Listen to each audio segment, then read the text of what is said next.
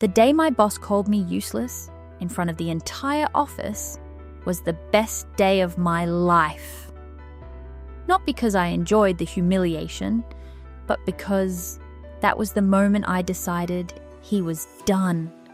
My name is Sarah, and this is the story of how the most powerless person in the room turned out to hold all the power. I had worked at Meridian Solutions for 7 years. 7 years of early mornings, late nights, missed birthdays and skipped vacations. I gave that company everything I had. But to my boss, Director James Harlow, I was invisible. Just another face in the crowd, someone to dump extra work on without extra pay, someone to ignore in meetings, someone to blame when things went wrong. James was the kind of man who wore his arrogance like a designer suit, loud, polished, and completely hollow on the inside. He had climbed the corporate ladder not through talent, but through politics, manipulation, and taking credit for other people's work. And for 7 years, I watched it happen. I stayed quiet. I kept my head down. I did my job, and his job, without complaint. What James never bothered to find out was who I was outside of that office. It was a Tuesday morning in March when everything changed. James called an all-hands meeting. 50 employees gathered in the main conference room. I sat near the back, coffee in hand, expecting the usual boring quarterly update. But James had other plans. He stood at the front of the room, eyes scanning the crowd until they landed on me. "Sarah," he said loudly, his voice dripping with contempt, "would you like to explain to everyone why the Henderson report was late?" Again? The room went silent. 50 pairs of eyes turned toward me. I opened my mouth to explain that I had submitted the report on time, that it was James himself who had failed to forward it, but he cut me off. "Save it," he snapped. Honestly, I don't know why we keep people around who can't handle basic responsibilities. Deadlines exist for a reason. Maybe some people just aren't cut out for this environment. A few people looked down at their shoes. Nobody said a word. I felt my face flush. My hands trembled slightly under the table, but I didn't look away. I held his gaze, calm and steady, and said nothing. James smirked, satisfied with himself, and moved on. What he didn't know was that my phone had been buzzing quietly in my pocket throughout the entire meeting. A message from my lawyer. The acquisition had just been approved. As of that morning, I was the new silent owner of Meridian Solutions. Let me back up. 3 years earlier, I had inherited a significant sum of money from my grandfather, a brilliant businessman who had always believed in me when no one else did.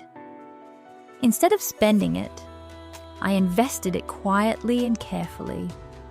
I studied the market, I built connections, and when Meridian Solutions went up for private acquisition 8 months ago, I made my move.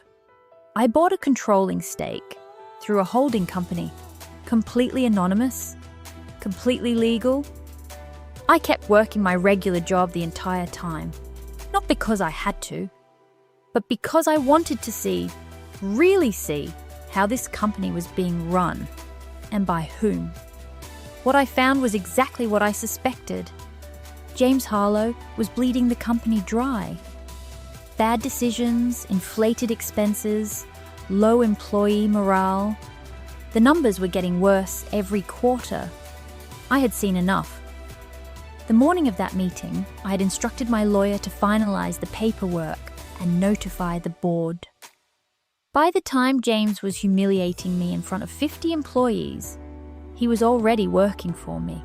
2 days later, I walked into the office wearing something other than my usual quiet blazer. I walked straight to the boardroom where James was presenting his quarterly strategy to the senior team. I knocked and opened the door. James looked up, annoyed. "Sarah, this is a closed meeting. You can't just..." "Actually," said the company's legal counsel, standing up from the far end of the table, "she can. Everyone, I'd like to formally introduce Sarah as the new majority owner and incoming CEO of Meridian Solutions." The room went completely still. I watched James's face go through every stage: confusion, disbelief, horror. "Effective immediately," I said calmly. "All department restructuring will go through me. James, HR will be in touch with you this afternoon regarding your transition out of the company." You can't be serious," he stammered. I tilted my head slightly and smiled. "I don't know," I said quietly. "Maybe some people just aren't cut out for this environment." His own words, delivered back to him without a single raised voice. He was escorted out by end of day. People like James mistake silence for weakness. They see someone who doesn't fight back and assume it's because they can't. Sometimes it's because they don't need to. The most dangerous person in any room is the one who already knows how the story ends. If this story resonated with you, hit subscribe. New stories every week about strength, resilience, and the kind of justice that doesn't make noise. See you in the next one.